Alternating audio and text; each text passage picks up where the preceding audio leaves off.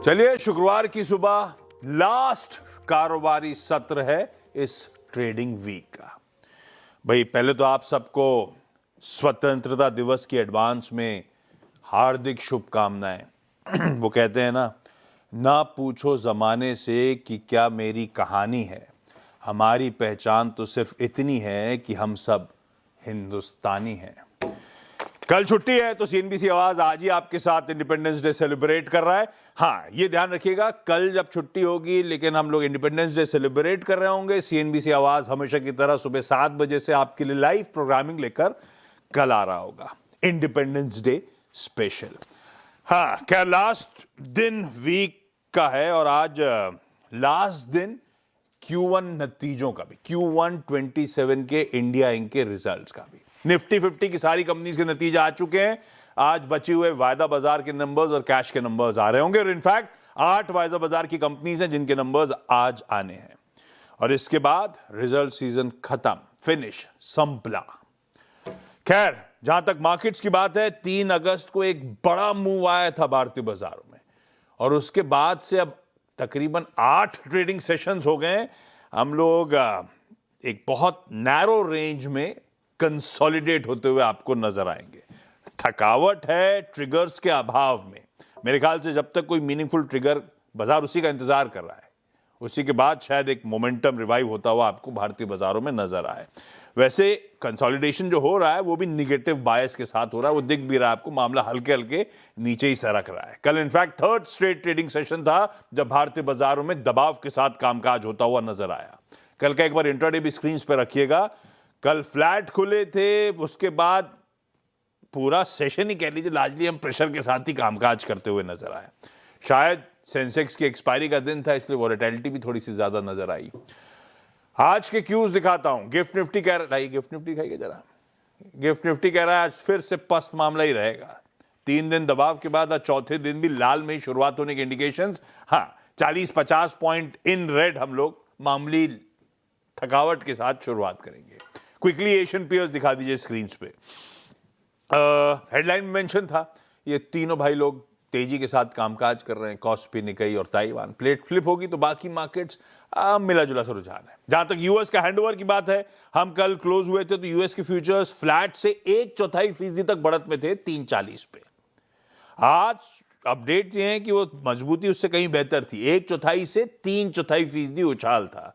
वो हेडलाइन में मेंशन था, नैस्डैक वगैरह तेजी को लीड कर रहे थे और आज सुबह के फ्यूचर्स पस्त पड़े हुए हैं। तो हैंडओवर तो उस लिहाज से बेहतर ही है, पर जो हैंडओवर का क्यू है वो बाकी एशियन पॉकेट ज्यादा एंजॉय करेंगे हमसे। वो दिख भी रहा है आपके सामने, वो कॉस्पी और ताइवान वगैरह अच्छी मजबूती के साथ ट्रेड कर रहे हैं।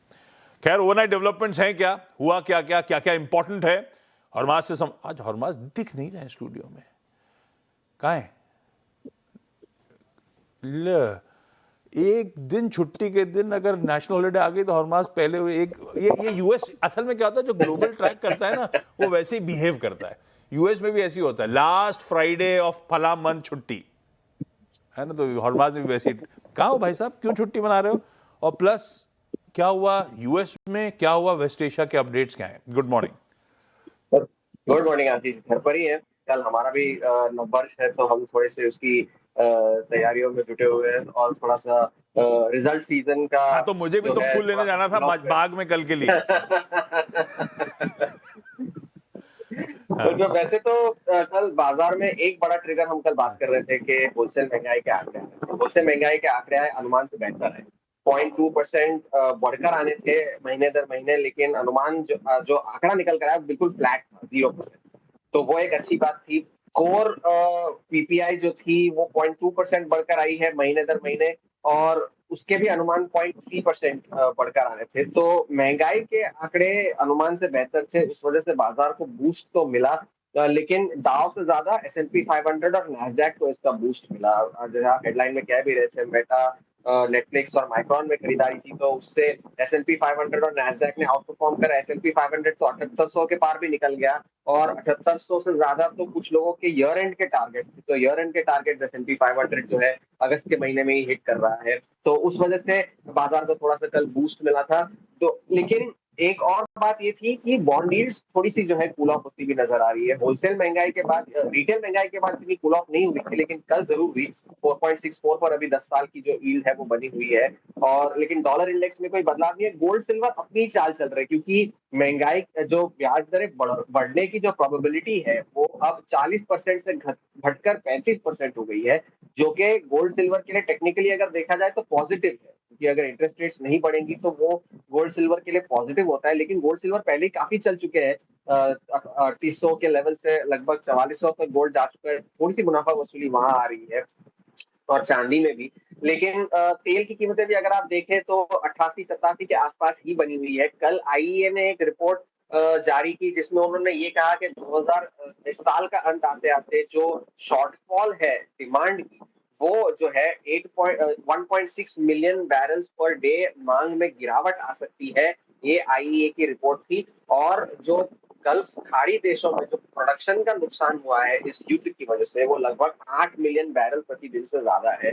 और आईईए की अब ये चेतावनी है कि अगले साल सप्लाई जो है वो डिमांड को आउटपेस कर जाएगी। अब इसमें जमीनी हकीकत कितनी है ये तो अब अगले साल ही पता चलेगा, क्योंकि काफी सारे देशों में अभी भी प्रोडक्शन तो नॉर्मल हुआ है, लेकिन सप्लाई अभी उतनी है नहीं, क्योंकि हमले अभी भी जारी है वहां पर। आज भी सऊदी अरब अबू धाबी की नेशनल ऑयल कंपनी जो है एडनॉक, उसने भी ये कहा कि हमारे कल भी हमारे 2 जहाजों पर हमले हुए हैं। तो वहां पर हमले अभी भी जारी है, लेकिन अभी भी ओके। आईईए ये मानकर चल रहा है कि सप्लाई जो है वो डिमांड को आउटस्ट्रिप कर जाएगी, आउटपेस कर जाएगी अगले साल। एक संकट अभी भी बॉन्ड मार्केट्स का बना हुआ है। यील्ड्स भले ही थोड़ी सी कूल ऑफ हुई हो, लेकिन कल 30 साल का बॉन्ड ऑक्शन हुआ। 30 साल के बॉन्ड ऑक्शन में जो यील्ड आई वो 5.216% की निकल कर आई, जो कि 2001 के बाद की सबसे ऊंचे स्तरों पर ये बॉन्ड यील्ड आई थी। और जो परसों 10 साल का बॉन्ड ऑक्शन हुआ था, उसकी भी यील्ड जो थी 2007 के सबसे ऊंचे स्तरों पर आई थी। तो ये डेट रिफाइनेंसिंग का चक्कर जो है यूएस में थोड़ा सा ये सरदर्द अभी बना हुआ है। लेकिन फिच ने अभी भी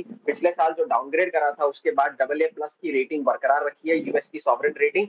और साथ ही साथ ये भी कहा है कि जो फिस्कल डेफिसिट है उसका इकोनॉमी की साइज से जो अंतर है वो और बढ़ सकता है अगले साल। ये चेतावनी फिच ने दी है। नजर आप येन पर भी रखिएगा, क्योंकि कल बैंक ऑफ जापान जापान के प्रधानमंत्री की ऑफिस की तरफ से एक स्टेटमेंट ये आया था कि ब्याज दरों में बढ़ोतरी और मॉनेटरी पॉलिसी जैसे जो फैसले हैं वो बैंक ऑफ जापान के हवाले कर देने चाहिए। ये हमारा काम नहीं है, हम उसमें हस्तक्षेप नहीं करेंगे, वो बैंक ऑफ जापान के हवाले है। और खबर ये भी है ब्लूमबर्ग के हवाले से कि सितंबर में या अक्टूबर में बैंक ऑफ जापान फिर से ब्याज दरें बढ़ा सकता है। एनालिस्ट अब ये मानकर चल रहे हैं कि अब फोकस ये नहीं है कि वो ब्याज दरें बढ़ाएंगे या नहीं, वो तो तय है। कितनी बढ़ाएंगे, क्वांटम क्या होगा, ये ज्यादा जरूरी होगा। और इससे जो ये येन कैरी ट्रेड है, जो पहले मुफ्त में येन उधार लेकर फिर जो है दूसरी एसेट क्लासेस में इन्वेस्ट कर सकते थे, उस पर क्या इम्पैक्ट आएगा, ये बाजार को ज्यादा ध्यान में रखने की जरूरत होगी। तो फिलहाल के लिए बाजार के लिए ट्रिगर्स मिले जुले ही कह लीजिए। तेल की कीमतें भी रेंज बाउंड ही है, लेकिन येन और बॉन्ड मार्केट्स, इन दो चीजों पर आगे चल के बाजार की नजरें बन सकती। लीजिए भाई, येन और बॉन्ड मार्केट्स दोनों पे भारतीय बाजारों की या ग्लोबली अब नजर सबकी होगी। और माज धन्यवाद भाई। मंडे वापस मुलाकात होती है स्टूडियो में आपसे। वीरू के पास नोएडा चला जाए, समझा जाए कैसे आज निफ्टी बैंक को अप्रोच करना है। Viru, good morning. Good morning Ashish. देखिए आशीष, बहुत रेंज बाउंड स्टैट्स हैं। Lack of events, news flow, option writers को एक बहुत स्ट्रॉन्ग स्कोप दे रहा है इस रेंज को, अगर आप देखें, कैप्चर करने के लिए, पकड़ने के लिए। और अभी भी मेरे पास स्टैट्स जो हैं उसमें ऑप्शन राइटर्स ने डोमिनेट कर रखा है, एक छोटी रेंज को, एक बड़ी रेंज को। माइट भी अगर आप देखें ड्यूरिंग द डे, अगर छोटी रेंज ब्रीच होती है तो आपको एक्सपेंड करने का मौका मिलेगा, ट्रेड करने का मिलेगा मौका। बट इट सीम्स डिफिकल्ट, क्योंकि कोई बहुत ऐसा बड़ा न्यूज़ फ्लो है नहीं हमारे पास। मैं शुरुआत करता हूँ एफआईएस के स्टैट्स से आशीष। कल उन्होंने करीब 510 करोड़ रुपए की सेलिंग करी। डीएक्स का करीब 4353 करोड़ रुपए का बाय का आंकड़ा था। और एफआईएस का पिछले कुछ सेशंस में जिस तरीके से अगर आप देखें तो शॉर्ट ओपन उन्होंने इंडेक्स में किए हैं, वो विजिबल है। पिछले अगर आप 4 सेशंस को देखें तो उनके ऑलमोस्ट 1,45,000 से 55, फिर 65 पे 67। कल इंडेक्स बेचा 466 करोड़ रुपए का, निफ्टी बैंक बेचा 110 करोड़ रुपए का, स्टॉक फ्यूचर्स बाय किए 310 करोड़ रुपए के। और जो उनके नेट शॉर्ट हैं वो 1,67,700 कॉन्ट्रैक्ट, यानी पिछले 5 सेशन में 1.45 से आप 1.67 की रेंज में आ चुके हैं। 22,700 कॉन्ट्रैक्ट्स आपने फर्दर ऐड किए हैं। और एक बार बात, अगर आप एफआईएस के स्टैट्स में उनके ऑप्शन स्टैट्स को देखें तो 75,000 कॉल शॉर्ट है। 75,000 कॉल शॉट, 24,500 का जोन है जहां से कॉल राइटर्स के कन्विक्शन शुरू होते हैं, 500, 600 और इवन अगर आप देखें 700, और उनकी तरफ से करीब 58,000 पुट भी शॉट हैं। बाजार कोलैप्स भी नहीं हो रहा है। एक दिन वो टाटा ग्रुप के स्टॉक्स का कोलैप्स आया था तो वहाँ एक दिन मेरी कोलैप्स था, अदरवाइज बाजार मोर और लेस अपने आप के रेंज में सस्टेन कर रहा है। आप पुट राइटर्स को देखिए, 24,300 का पुट राइटर, 400 का पुट राइटर रीजनेबल आउटस्टैंडिंग हुआ है। मतलब ऐसा नहीं है कि बहुत, अगर आप देखें कम आउटस्टैंडिंग हुआ है, एंड मोर और लेस दैट 220 वहाँ पे अलाइंड है।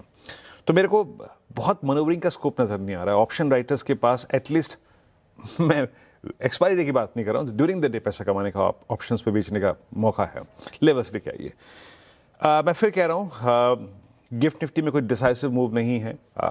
बेस 1 परसिस्ट क्या करता है, ये वही जोन है जो कि कल के पुट राइटर्स के जोन थे, जहां से कल हमने रिवर्सल लिया था। तो इनिशियल रेंज को, बेस को डिफाइन करता है आपका 24,288, 330। बट याद रखिएगा, इन एनी केस आप वीकेंड पे जा रहे हैं, अगर ये ब्रीच होता है तो टेस्ट ऑफ दैट 265 जो इस हफ्ते का लो है, और माइट 196 जो कि आपका राइजिंग 50 डे में है, आप उसको टेस्ट कर सकते हैं। तो जिस रेंज एक्सपेंशन की बात मैं कर रहा हूँ, द डाउनसाइड वो ऐसे होगी। बट मोर और लेस लग रहा है कि शायद ऑप्शन राइटर्स इस इनिशियल रेंज को कैप्चर करके रखेंगे, जिसमें 288, 330 अगर आपका बेस है, और ऊपर की तरफ जब भी अगर आपको ट्रेड मिले तो उसको ले जाके छोड़ना है RS1 के आसपास। वो क्या है? कल की हाईएस्ट ट्रैजेक्टरी और पहले कॉल राइटर्स का जोन, दैट्स 24450। बट अगर हम कल का हाई क्रॉस करते हैं, देन ये रेंज स्लाइटली एक्सपेंड हो सकती है टुवर्ड्स 488 एंड 510। बट याद रखिएगा, और एक्सपेंशन के लिए, फर्दर एक्सपेंशन के लिए ऑन द हायर साइड आपको बहुत सारे एडवांटेज चाहिए होंगे। उस वक्त आपका निफ्टी बैंक 58, 158, 200 के ऊपर होना चाहिए। आपका निफ्टी आईटी का 31, 800, 32,000 के ऊपर होना चाहिए, जिसकी पॉसिबिलिटी आज AI रैली के बीच में थोड़ी सी कम लग रही है। सो एक्सपेंशन की उम्मीद कम नजर आ रही है, बट स्टिल 510 के ऊपर 530, 591 तक का स्कोप बन रहा है। Same is the case with Nifty bank. Ashish, हम ये देख चुके हैं परसों जिस तरीके से PSU बैंक्स चले। आप ये भी नहीं कह सकते कि जनाब ये एक बहुत खराब इंडेक्स है, या फिर नहीं चल रहा है, या फिर कोलैप्स हो रहा है ना। आपके पास ये कहने का भी आप देखिए पोटेंशियल नहीं है। 58,000 पे कॉल राइटर्स अच्छी तरीके से कन्विक्शन के साथ बैठे हैं। कल ये पूरी दिन रेंज में रहा, कोई ना ब्लास्ट था ना क्रैक था, कुछ नहीं था। 58,000 पे अगर आप देखें तो आपका आउटस्टैंडिंग वाई देखिए आप 21 लाख का, और 200 पे 58,700 पे, और यही केस अगर आप देखें पुट राइटर्स पे 57,500 पे करीब करीब 6.25 लाख का आउटस्टैंडिंग हुआ है। सिंपली बैंक निफ्टी, क्योंकि क्रूड थोड़ा सा रिट्रेस भी हुआ है, माइट पे आप देखें इसको एडवांटेज भी मिलेगा। सिंपली लेके आइए रेंज बेस 1 इस छोटी सी डिफाइंड रेंज में, हार्डली जो कि 500 पॉइंट की है। आशीष, बेस 1 आपको एक छोटा सा ट्रेड दे सकता है, और वो बेस 1 क्या है? वही जो कल था, वही परसों जिसको गेन करने के बाद आपके पास स्ट्रेंथ आई, दैट्स 57566 एंड 441। और अगर ये ऊपर की तरफ जाए तो प्लीज RS1 की ट्रैजेक्टरी में अपने ट्रेड्स को स्क्वायर ऑफ करके इस रेंज को रिस्पेक्ट दीजिए। अभी आशीष मेरे पास स्टैट्स बहुत रेंज बाउंड हैं, बहुत छोटी सी रेंज है, लेट्स सी कैसे एक्सपेंड होती है। आशीष, ये निफ्टी बैंक की आज फ्राइडे की हमारी रणनीति। चलिए क्विकली आज के स्टॉक आइडिया समझ लेते हैं। पुणे से राजेश सतपुते.com के श्री राजेश सतपुते साहब, अरे वाह, चमकते हुए आपको आपकी स्क्रीन पे नजर आएंगे। ये मेरा तो 15 साल पुराना वाला पहना रखा है। सतपुते साहब को चकाचक एकदम। वीरू का भी एकदम कड़क मामला है। खैर सतपुते साहब, आज के प्रिफर्ड पिक्स कौन से? Morning Ashish ji, good morning everyone. Good morning Viren. Ashish ji, देखिए मेरी नजर है उबेराय रियलिटी के चार्ट के ऊपर। आप उबेराय का चार्ट देखिए, कल एक ट्रेंड रिवर्सल था, शॉक कवरिंग भी थी, तो एक अच्छा, आप कह सकते हैं कि अच्छा सेटअप है इसका। तो कोई डिप भी मिलता है तो आई थिंक यहाँ पे अच्छी बाइंग इमर्ज होनी चाहिए। तो डिप मिले ना मिले वो डिफरेंट थिंग है। 1820 का स्टॉप लॉस होगा, 1900 का मेरा इसका टारगेट है, कम से कम 1900 तक जाना चाहिए। तो उबेराय रियलिटी पे आज मेरी नजर, बहुत दिनों के बाद रियलिटी सेक्टर रडार पे आया है। सेकंड, जो ऑब्वियसली हमें पता है, बैंकिंग, PSU बैंकिंग में जो ब्रेकआउट आया था, जो परसों मैंने यूनियन बैंक दिया था, तो यूनियन बैंक का जो टारगेट मैंने रखा था 188, 190 का, तो वो ऑलमोस्ट हिट हुआ।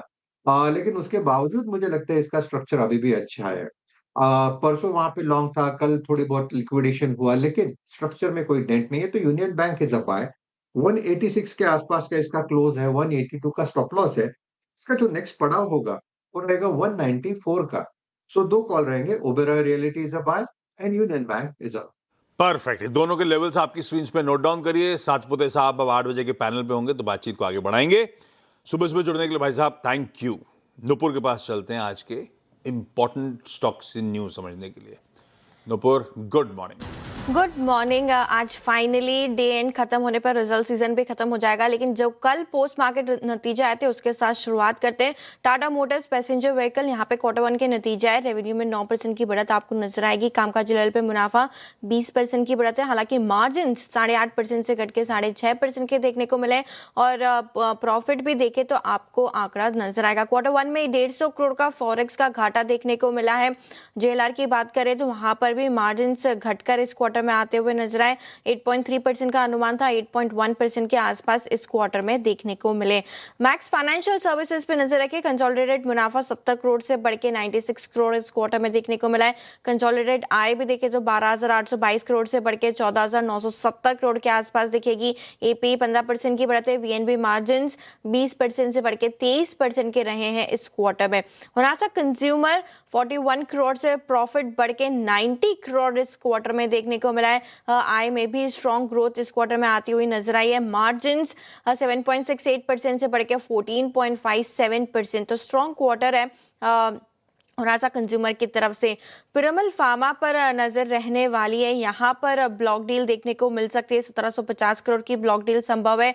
ब्लॉक डील में करीब 6% जो है हिस्सा बिक्री यहाँ पर आती हुई नजर आ सकती है। इंडिगो पेंट्स पर भी फोकस करेंगे। यहाँ पर भी नतीजे आए। रेवेन्यू में 20% की बढ़त है।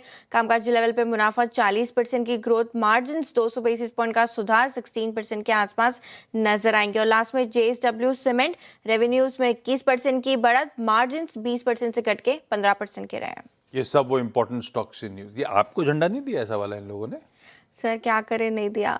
अरे लड़ झगड़ के लेना पड़ेगा। ब्रेक के उस पार केडिया एडवाइजरी के अजय केडिया साहब है हमारे साथ, उनसे जानेंगे आज की commodity calls. Ajay sir, good morning. आ रहा हूं।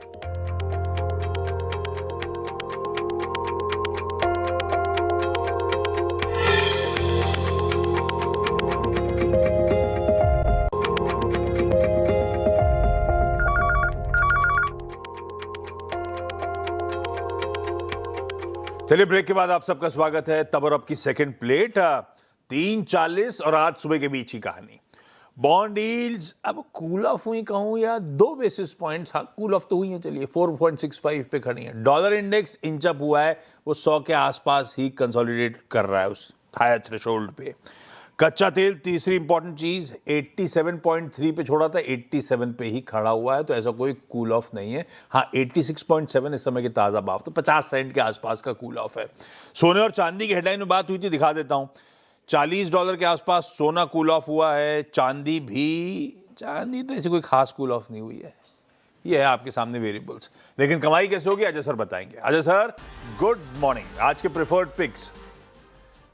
वेरी गुड मॉर्निंग एंड सबसे पहले आपको और सभी लोगों को हैप्पी इंडिपेंडेंस डे। देखिए, सोने और चांदी की अगर हम बात करें तो कोई भी मिडिल ईस्ट से कुछ नए अपडेट्स आ नहीं रहा है। डॉलर इंडेक्स भी काफी स्टेबल है और अच्छी रैली के बाद एक छोटा कंसोलिडेशन दिख रहा है। तो यहाँ पे सोने में मुझे लगता है जैसे कल हमने गिरावट देखी, आज भी थोड़ी मामूली गिरावट रहेगी। यहाँ पे सोना बेच के चलिए 1,54,000 पे, जहाँ पे मुझे लगता है लिमिटेड डाउनसाइड रहेगा, बट 1,51,500 तक का लेवल मिल सकता है। वहीं अगर चांदी की अगर बात करें तो अभी भी 60 के ऊपर टिकी हुई है, अच्छा है लॉन्ग टर्म सब, लेकिन आज इंट्राडे में मुझे लगता है दबाव बन सकता है, जहां पे 2,36,000 पे बेच के चलिए 2,32,500 तक का लेवल मिलेगा। बट ध्यान रखिए, ज्यादा लंबी मंदी नहीं है। फिजिकल साइड डिमांड धीरे धीरे इंप्रूव होते हुए दिखाई दे रही है।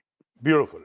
सोने और चांदी में आज बिकवाली है, लिमिटेड डाउनसाइड है, सिर्फ आज के इंट्राडे ट्रेड्स के लिहाज से, और कोई ज्यादा मंदी नजर नहीं आती है, ध्यान रखिएगा। पर आज के ट्रेड्स के लिए स्टॉप लॉसेस और टारगेट्स आपकी स्क्रीन पर। अजय सर, थैंक यू सुबह सुबह जुड़ने के लिए, और हमारी पूरी टीम की तरफ से आपको भी सर बहुत बहुत बधाई इस खास दिन की। खैर, आज का इवेंट्स कैलेंडर क्विकली स्क्रीन पे। फ्राइडे है, हफ्ते का लास्ट ट्रेडिंग सेशन है। मैंने अपफ्रंट कहा था रिजल्ट सीजन का लास्ट दिन है। आज निफ्टी का तो कोई नंबर नहीं है, हम टाटा मोटर्स पैसेंजर व्हीकल्स के नंबर्स पे रिएक्ट जरूर कर रहे होंगे। लास्ट में 8 वायदा बाजार के नंबर्स आ जाने हैं। कौन कौन से? NMDC, Alkem laboratories, tube investments, Ashok Leyland, Bharat dynamics, Voltas, Cochin shipyard और पतंजलि फूड्स। ये 8 कंपनीज। कैश की लिस्ट लंबी है भाई, टेल है तो लंबा रहता ही है वैसे भी।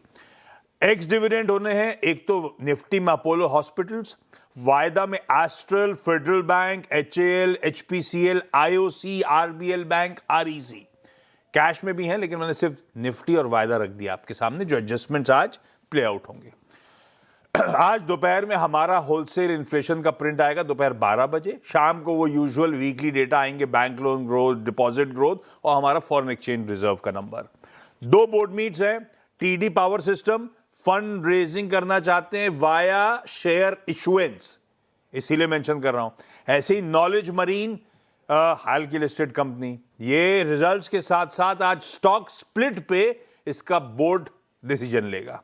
HDFC AMC आज से gold ETF fund on fund में लमसम सब्सक्रिप्शन रिज्यूम कर रहे हैं।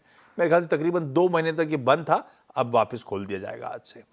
2 लिस्टिंग्स हैं। टेक्नोक्राफ्ट वेंचर्स 212 रुपए का इशू प्राइस, 250 करोड़ रुपए का IPO था, 39 टाइम्स भरा था।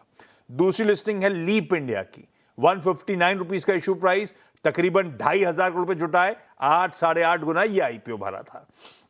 आज EU का GDP और US में रिटेल सेल्स के नंबर्स हैं। Mahindra Scorpio N pickup launch होने जा रही है आज। अच्छी दिख रही है जो इमेजेस महिंद्रा ने शेयर कर रखी हैं।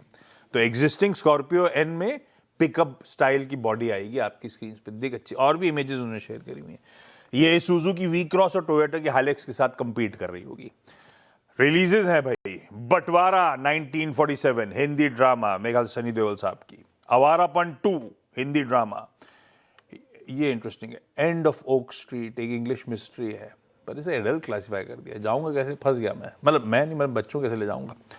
OTT रिलीज भारत भाग्य विधाता कंगना रनौत की। कॉकटेल 2 शाहिद कपूर साहब की, ये भी रिलीज हो रही है OTT में। आज इंडिपेंडेंस डे की ईव है, तो आज प्रेसिडेंट मुर्मू का देश को संबोधन होगा शाम को।